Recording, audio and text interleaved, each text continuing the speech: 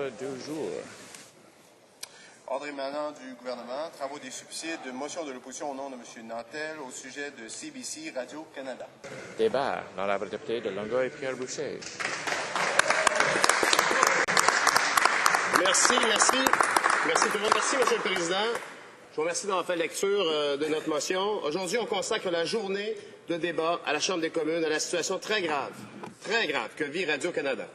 C'est plus qu'une simple journée de débat, c'est en réalité une journée de débat d'urgence qu'on exige aujourd'hui.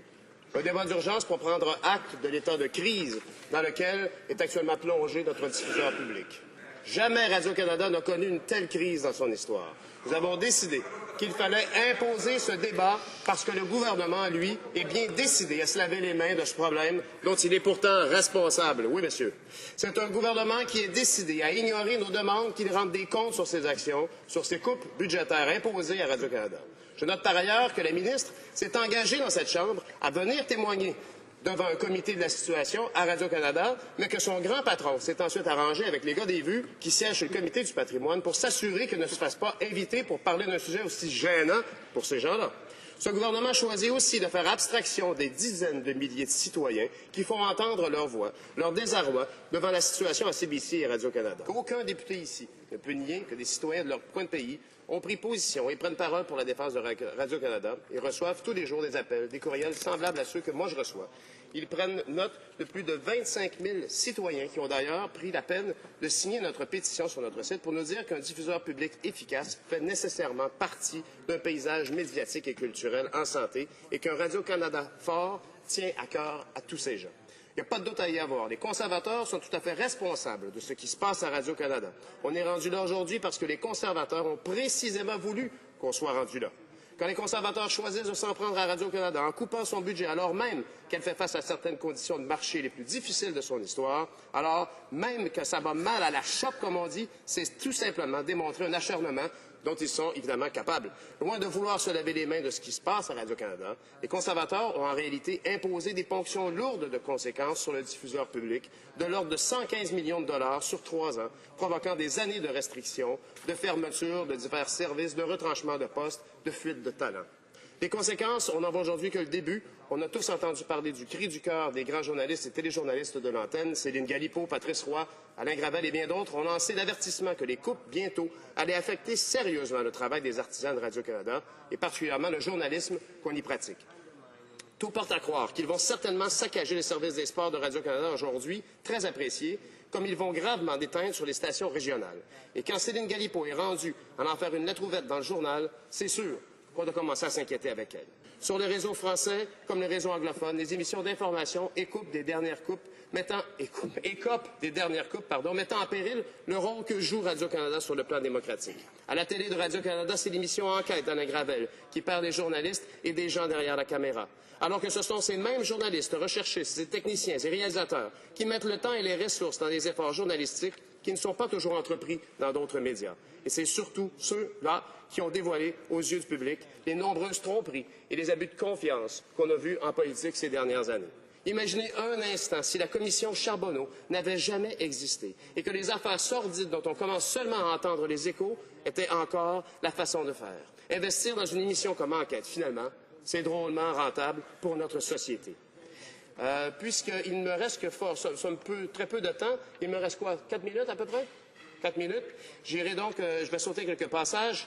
L'autre chose qu'on nous répond quand on blâme ces coupes, à nous et aux nombreux citoyens qui nous inquiétons pour l'avenir proche de Radio-Canada, c'est que si Radio-Canada a besoin de financement adéquat, eh bien qu'elle présente donc de la programmation qui intéresse le monde. On a dit ça ici, dans cette Chambre, c'est pas assez pathétique. Eh bien, c'est bien ce que nous répète régulièrement la ministre lorsqu'on lui pose la question qu'il faut que Radio-Canada produise de la programmation qui intéresse les Canadiens.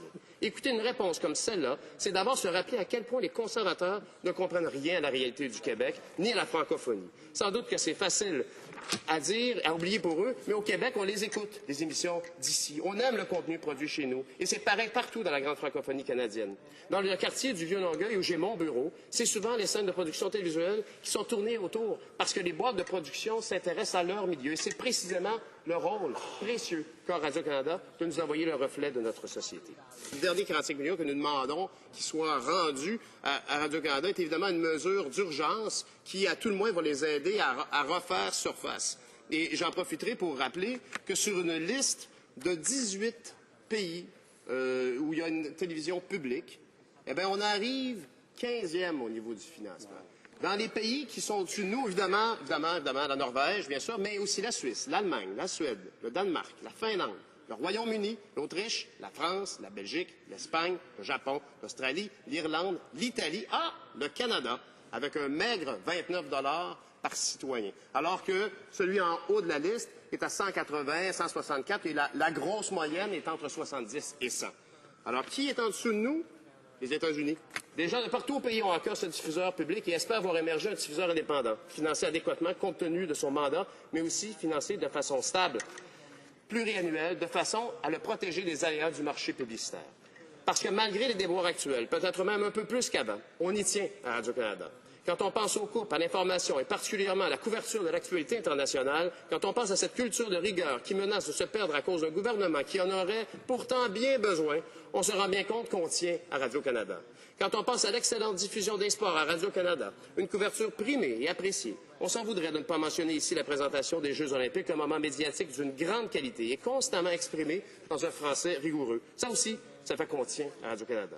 On tient à Radio-Canada quand on pense à sa mission éducative qui, non seulement a le mandat de nous divertir, mais aussi de nous informer, de faire de nous de meilleurs citoyens, plus réfléchis et parfois même plus cultivés. C'est un mandat absolument unique et aucun autre diffuseur n'a apporté une responsabilité comme celle-là.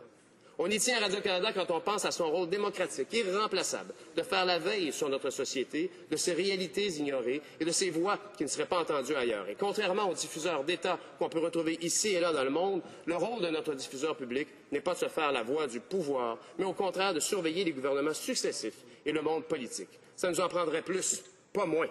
25 000 citoyens se sont joints au NPD ces dernières semaines pour dire qu'ils tenaient à Radio-Canada.